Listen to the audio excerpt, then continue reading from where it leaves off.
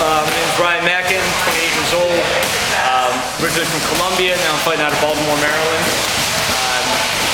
I was a wrestler here in Maryland, state champion in 2001 for Hammond High School in Howard County. Went on, wrestled 2 years of junior college. Eventually transitioned into MMA a few years later. I've been coaching wrestling pretty much that whole time.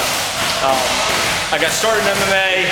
Originally, I actually got started. A college teammate of mine took a fight in New Jersey, and I started helping him train.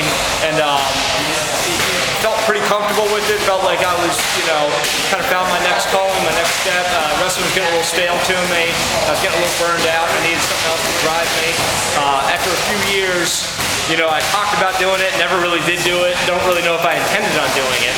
And I got a call from Brian Hamper saying he could get me a fight in Chicago.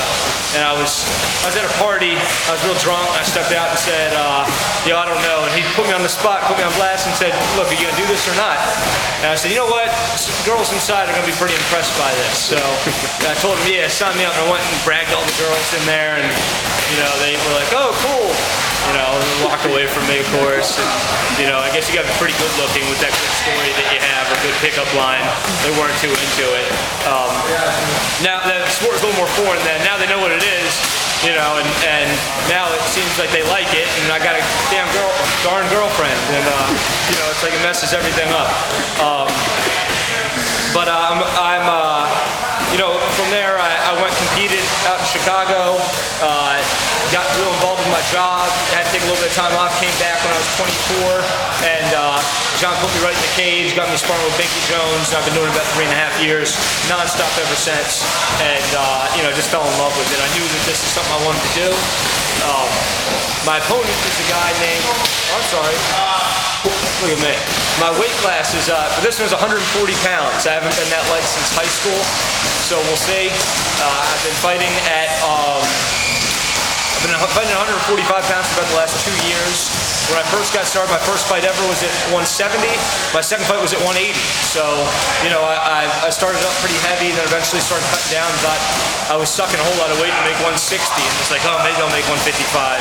And then once I, learned that you can go and buy a salad instead of McDonald's, 45 a little bit easier. Now, taking it, I'm a pro.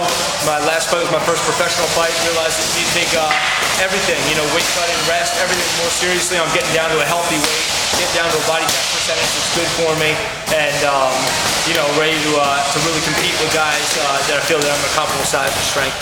Ryan, can you talk a little bit about your last match? It was very exciting, back and forth match. What was the guy's name and how did the fight end? The guy's name was Joe Kelso. He fought out of Colorado. He was more experienced as a pro than I was. And what happened was I was getting ready to fight somebody that I was pretty confident in, maybe a little overconfident. A guy named Doug Sonnier. No disrespect to him, I just felt that I was kind of the answer for anything that he had to offer. I felt that I was better at all aspects. And his stand-up was tough. He's going to be a brawler, but really lacked the ground game, I thought. And my game plan was to stand and bang, and see how I did on my feet. Then once if the going got tough, I knew that I had that takedown to fall back on and be able to take him down. I felt no problem. I could have been wrong, and what happened was the week of, they switched my opponent to a guy named Joe Kelso, who was a college wrestler, was a Colorado State placer, may have been a state champ, I'm not too sure. And kid was young and hungry, and pretty tough. And what happened was he came out for war. He came out for blood, and I came in, kind of thrown out of my game a little bit. I prepared for one type of fighter, got something completely different, and that kind of threw me off a little bit mentally. And the exposure and seeing all the people there, my weight cut probably wasn't as well as it should have been, and I came out, he came out ready to fight. I came out ready to feel him out. That was a mistake. He got me down to the mat early, mounted me, took my back, bloodied me up, rained down elbows. I watched the video and he was hitting me hard. He was really controlling that first round. I think it was back and forth the first round. I had some high notes, but if I was a judge, and I'm biased, for me, and I would have still scored it towards him. He got the better of me, beat me up, and and I had to go and regroup, and went back to my corner and, you know, regrouped, kind of got my composure, got the butterflies out. You know, he beat them out of me really, and came out and said, "Oh yeah, I remember. I got these things I can throw." And came out and frustrated him so much. I think with my stand-up, it wasn't many strikes landed, but the ones I landed counted, and it forced him to take a bad shot, and that really took him out of his game. I knew once I got him to his back in the center where I could secure a position, slow down the pace, because he was just a fire plug. I slowed down the pace and kind of wore him down. Locked up a key lock and was able to get a submission. You know, it was a tough fight. A lot of people said it was the most exciting one of the night. They weren't, you know, they didn't have their heads cracked open from them. So I guess it was a little bit more fun for them to watch than it was for me to watch from, you know, down here getting beat up. What do you have to say to your fans about last show and, you know, encouraging them to come out for this one? You know, I appreciate all the support. I've got great friends.